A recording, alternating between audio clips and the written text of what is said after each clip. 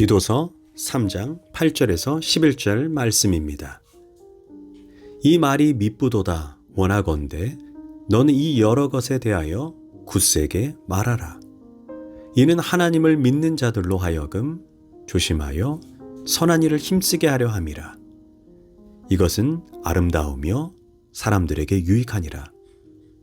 그러나 어리석은 변론과 족보 이야기와 분쟁과 율법에 대한 다툼은 피하라. 이것은 무익한 것이요 헛된 것이니라. 할렐루야, 오늘도 좋은 날입니다. 디도서 3장 8절에서 11절 말씀 묵상입니다.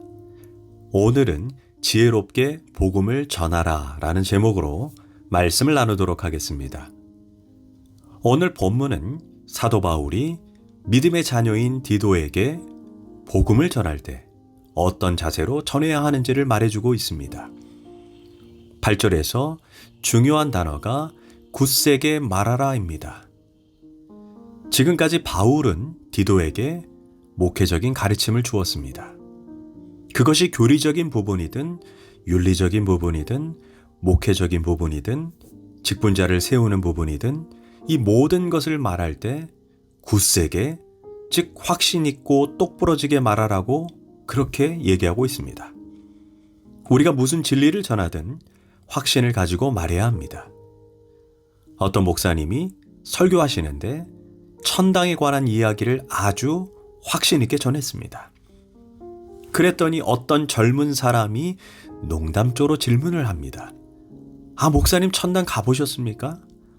가보지 않고 어떻게 그렇게 확신 있게 이야기를 할 수 있습니까? 그러니까 목사님이 대답하기를 두 가지는 분명하지. 하나는 사람들이 다 죽는다는 것만은 분명하고, 두 번째는 천당이 얼마나 좋으면 가다가 돌아오는 사람이 없겠어. 농담을 농담으로 대답했지만 우리가 분명히 알아야 하는 것은 아직 가보지 않은 천당이라도 분명히 말해야 합니다. 글쎄 말입니다. 뭐 있는지 없는지 잘 모르겠는데요. 일단 믿는다고 손해볼 것은 없지 않습니까? 이렇게 복음을 모호하게 말해서는 안 됩니다. 성경은 소명에 관한 이유를 묻는 자들에게 대답할 것을 항상 준비하라고 했습니다. 전도하는 사람은 복음의 확신, 담대함이 있어야 합니다. 모호하게, 희미하게 전해서는 안 됩니다. 반드시 이렇습니다. 이러지 않으면 안 됩니다. 이것만이 진리입니다. 이건 선택의 문제가 아닙니다. 절대적인 문제입니다. 지금 결단해야 합니다. 이렇게 말해야 합니다.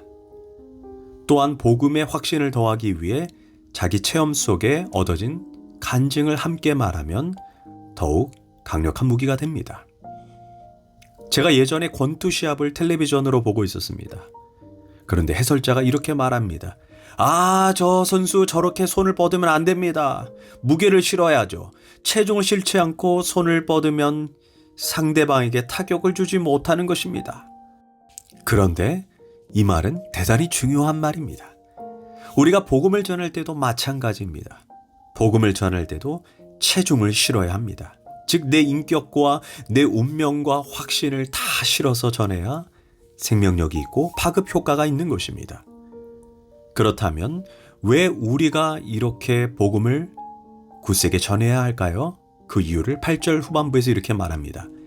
이는 하나님을 믿는 자들로 하여금 조심하여 선한 일을 힘쓰게 하려 함이라.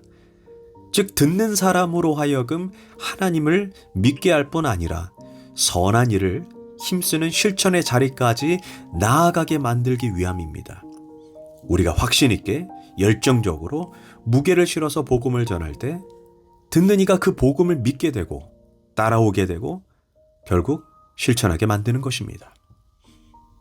또한 바울은 디도에게 복음을 전할 때 주의해야 될 4가지를 말해줍니다. 9절입니다. 그러나 어리석은 변론과 족보 이야기와 분쟁과 율법에 대한 다툼을 피하라. 이것은 무익한 것이요 헛된 것이니라. 첫째로 어리석은 변론을 피하라고 말합니다. 이는 지성인들과의 관계, 철학자들과의 관계를 의미합니다. 모든 것을 지식적으로 판단하는 사람들과의 논쟁입니다. 알다시피 바울이 유일하게 교회를 세우지 못한 곳이 아테네, 아덴입니다. 바울은 헬라 철학에 능통합니다. 그래서 바울이 아테네에서 복음을 전할 때 소위 지성인들과 철학적인 논쟁을 했습니다. 알다시피 논쟁은 이겨도 감정만 상하게 만들어 자기를 이긴 사람을 결국 더 미워하게 만듭니다. 반대로 변론에서 지게 되면 그것 봐라. 예수를 안 믿는 내가 이기지 않았느냐. 우쭐대며 예수님을 믿지 않습니다. 그래서 변론은 이겨도 져도 어리석은 것입니다. 둘째로 족보 이야기하지 말라고 했습니다. 여기에서 말하는 족보는 쉽게 말해 신과 누가 더 족보적으로 가까운 존재인가. 이런 논쟁은 자칫 미신으로 빠지는 경우가 있습니다. 교회 안에서 나는 환상을 보았다. 나는 예언 기도를 한다. 나는 주님의 음성을 듣는다. 나는 특별한 은사를 가지고 있다. 그래서 내가 더 신령하고 더 영적인 존재이며 하나님과 가깝다고 자랑합니다. 이런 사람은 멀리하는 게 좋습니다. 이런 신앙은 자칫 미신으로 빠지는 경우가 있습니다. 신앙의 깊이는 지식과 이론이 아닌 나의 믿음을 삶의 자리에서 살아내고 있는가? 삶의 자리에서 열매를 맺고 있는가? 나의 믿음이 이웃을 사랑하는 실천으로 나아가고 있는가? 이것이 믿음의 깊이를 표현하는 것입니다. 그 당시 헬라인들은 신화를 믿었습니다. 그들은 천상의 존재인 신들과 자신이 얼마나 가까운지를 논쟁했습니다. 이것이 족보 논쟁입니다. 복음을 전할 때 이런 미신 논쟁에 휘말리지 말라는 것입니다. 셋째로 분쟁하지 말라고 했습니다. 처음부터 싸우려고 하는 사람, 애초에 안 믿기로 작정한 사람, 교회 이야기하면 말꼬리부터 잡으려는 사람들과 시간 낭비하지 말라는 것입니다.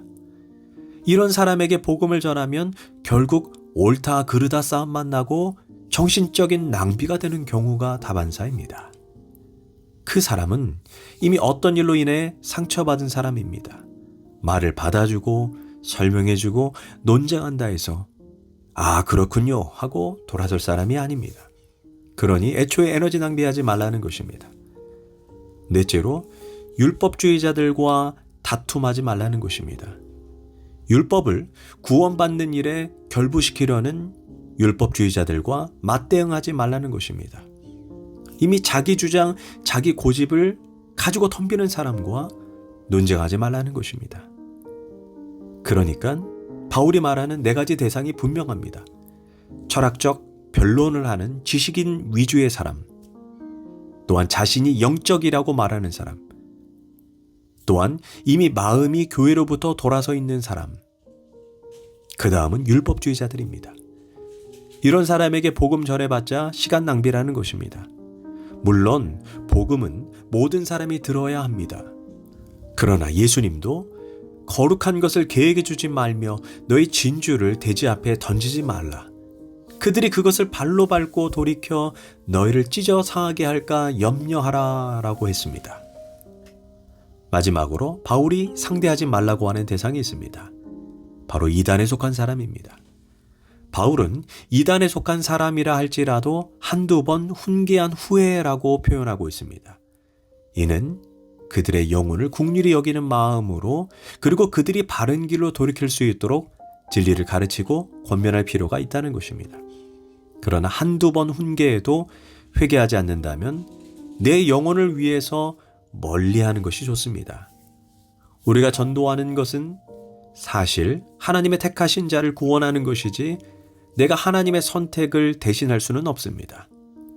예수님도 바리새인 교인들을 향해 화가 있을진저 서기관과 바리새인 교인들이여 라고 말한 후에 끝냈습니다. 다시 만나서 권면하지 않고 찾아가서 설득하지도 않았습니다.